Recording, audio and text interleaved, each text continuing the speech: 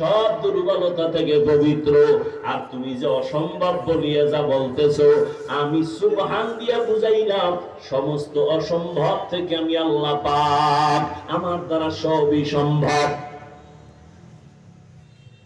দুনিয়ার সব মেধা বলে হবে না, আমি আল্লাহ বলি আমার দ্বারা সেটা হবে।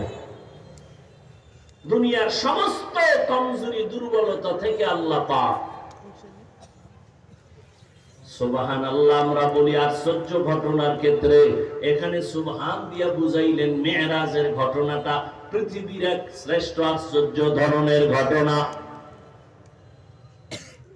সুবহান এমন একটা তাসবিহ, যেই তাসবিহ পাঠ করলে আল্লাহ পাক রব্বুল আলামিন ওই বান্দাকেও পবিত্র বানায় দেন।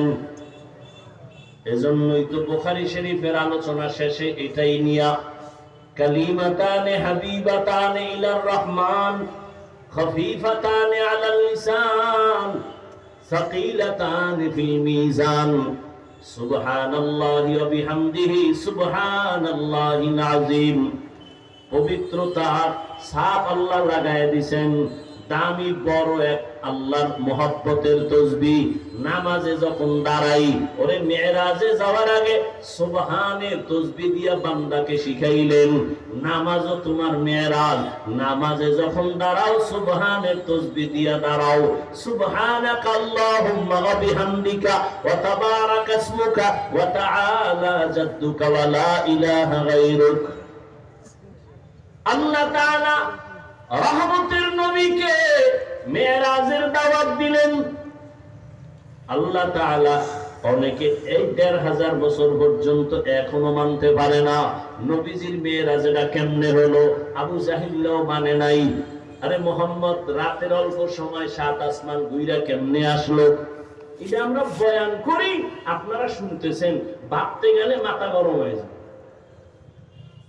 আধা ঘন্টা ভাইবেন তো, এখান থেকে ৫০০ বছরের দূরত্ব প্রথম আসমান, এগুলো রাতের সামান্য সময় কেমনে সম্ভব? ভাবলে দেখবেন মাথা গরম হয়ে যায়। আল্লাহ কয় আমার দ্বারা সম্ভব। নবী কেমনে গেলেন, কেমনে আইলেন? না, নবী যান নাই, নবী আসেন নাই, আমার আল্লাহ নবীকে নিয়েছেন, আর আমার আল্লাহ আমার নবীকে পাঠায় দিয়েছেন। নবী যান নাই, কে নিছেন? প্রশ্ন আল্লাহকে করো, আল্লাহ কেমনে নিলা? নবী কেমনে গেল না? প্রশ্ন হবে আল্লাহ নিলা কেমনে? এবার আল্লাহ আমারে প্রশ্ন কর, আমার বন্ধুকে কেন করো? বন্ধু তো যায় নাই, আমি নিয়েছি। তা আমি কেমনে নিছি আমাকে জিজ্ঞাসা কর, আমি কেমনে নিয়েছি?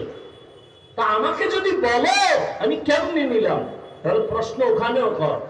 জান্নাত থেকে আদমরে ফালাইয়া দিলাম ভারতের চরণ দ্বীপে, হাওয়াকে ফালাইলাম আরবের জেদ্দায়। আমি আদমরে যদি পারি মুহাম্মদের জমিন থেকে টান দিয়ে আরশে নিতে পারবো না কেন? আমি ঈসা নবীর জমিন থেকে দ্বিতীয় আসমানে যদি নিতে পারি, তাহলে আমি মুসা নবীকে এভাবে একজন একজন যদি আমি আল্লাহ পারি, ওজায়ের আলাইহিস সালামকে জমিনের মধ্যে ফালায় রাখছি ১০০ বছর মরা, আবার আমি রূহটা তারে ফিরায় দিলাম।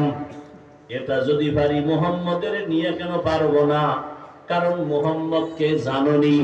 মুসা নবী আমার বন্ধু, ইব্রাহিম আমার বন্ধু, ইসমাইল আমার বন্ধু, দাউদ আমার বন্ধু, ঈসা আমার বন্ধু, মুহাম্মদ বন্ধু।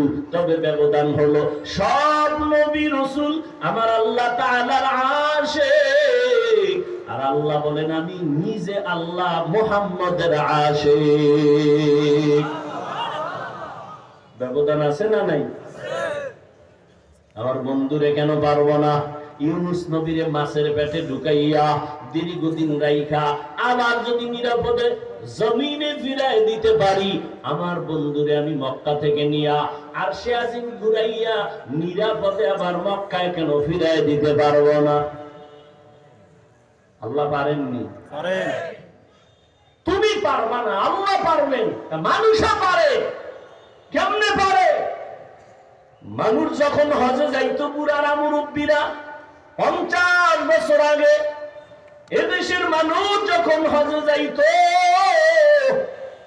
যা না থাকলে বলেন কেমনে যাইতো? কেমনে যাইতো? জাহাজে যাইতো, বাণীতে 2.5 মাস লাগতো, 3 মাস লাগতো। ওই সময় যদি আমি দুনিয়াতে মাওলায় পাঠাইতো আর বয়ান করে বলতাম 2.5 মাসের পর 6 ঘন্টায় বাড়ি মারমু, কি পরিমাণ আমারে ভিড়াইতো আর কাফের বলে গালি দিত। ওরা বলতো তুই 30টা কোরআন মাথায় লইয়া কসম খাইলেও মানবো না, প্রয়োজনে বেঈমান হয়ে যাব, তারপরও মানবো না যে 2.5 মাসের পথ কেমনে 6 ঘন্টায় যায়। এরা জীবনে কল্পনাও করে নাই, আর আল্লাহ চোখে দেখায়। দেখায় না? জানি না দেখতে পারবো কিনা যে 6 ঘন্টার পথ মানুষ 2-2.5 ঘন্টায় চলে যাবে। পারে না? পারে না। এটা মানুষ মেধা দিয়ে করছে না।